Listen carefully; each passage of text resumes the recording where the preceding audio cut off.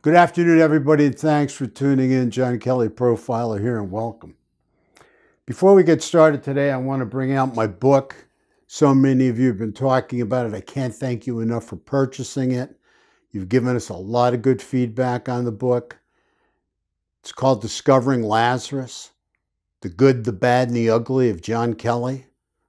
This is a condensed book on how I kicked drug addiction, how I became a drug counselor and then a psychotherapist, and went on to become a profiler. It's all in here in a very condensed manner. The Good, the Bad, and the Ugly of John Kelly, Discovering Lazarus. And thank you all so much for purchasing my book. With that being said, let's take a look at what we have today.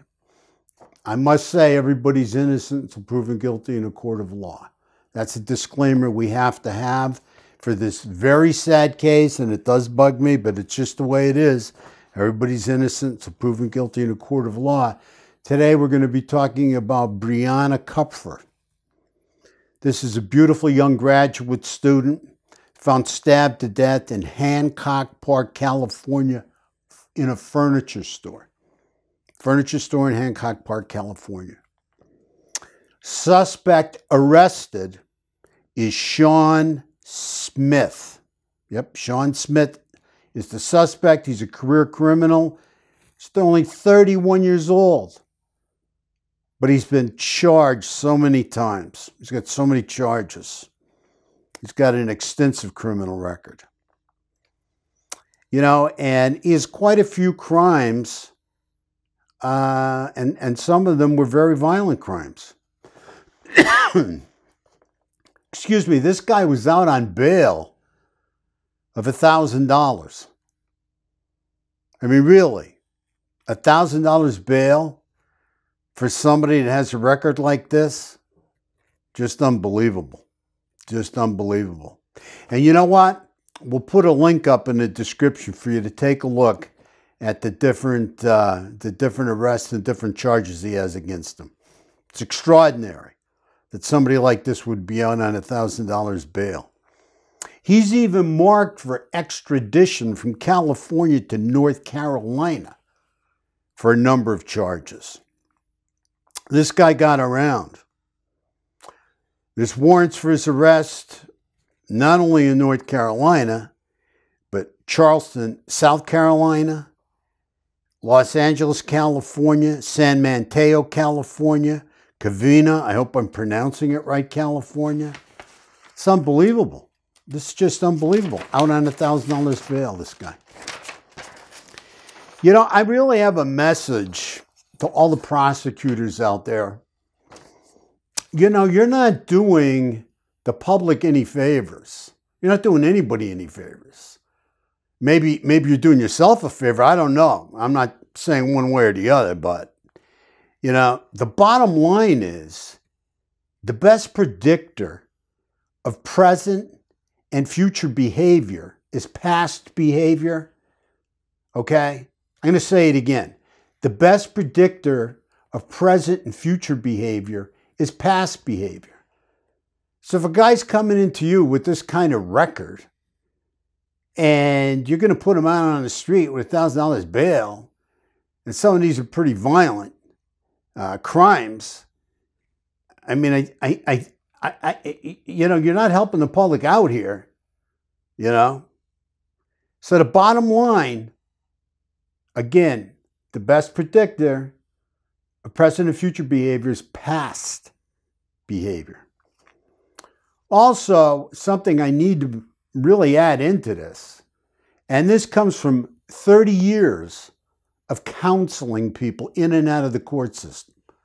So you understand where I'm coming from. I'm not just a profiler, you know, that showed up profiling crimes. I've paid my dues in many ways, okay?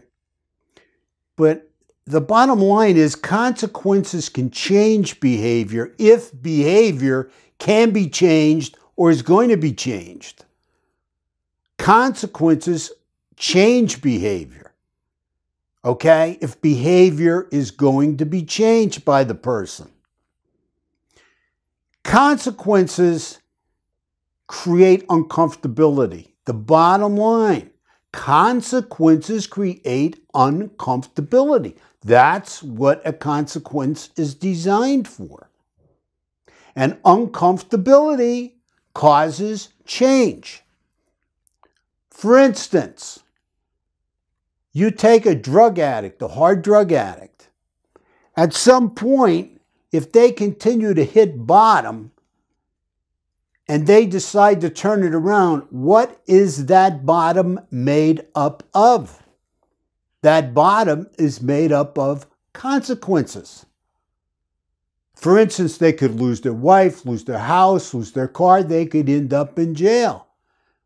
So finally, at some point, their bottom is, hey, I want to get into recovery because this just isn't worth it. See, consequences that create this uncomfortability make you feel and see and understand that it's not worth what you're doing.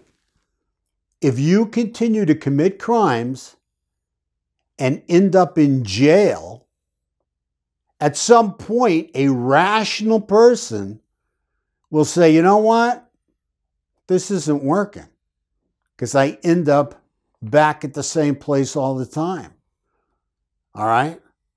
So, it's just focusing on this situation that consequences work, not enabling people by giving them a pass and putting them back on the street where they can victimize people and kill young, beautiful girls. So the other part of that is that you're also going to run into people who are career criminals, who are career sex offenders, who are career predators, who will never change. Some people won't change, and they don't even want to try. Okay? And this is really, really your harder people that are out there, but they're out there. And they just want to be career criminals, live the criminal life, and whatever their thing is, whether it's rape, murder, armed robbery, whatever it is. And they're not going to stop.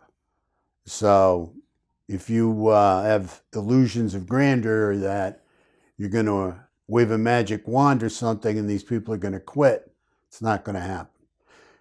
With that being said, I want to thank you all for listening. Sorry for preaching a little, but I got to give you the bottom line. And this is the bottom line, okay? The other bottom line is you're important.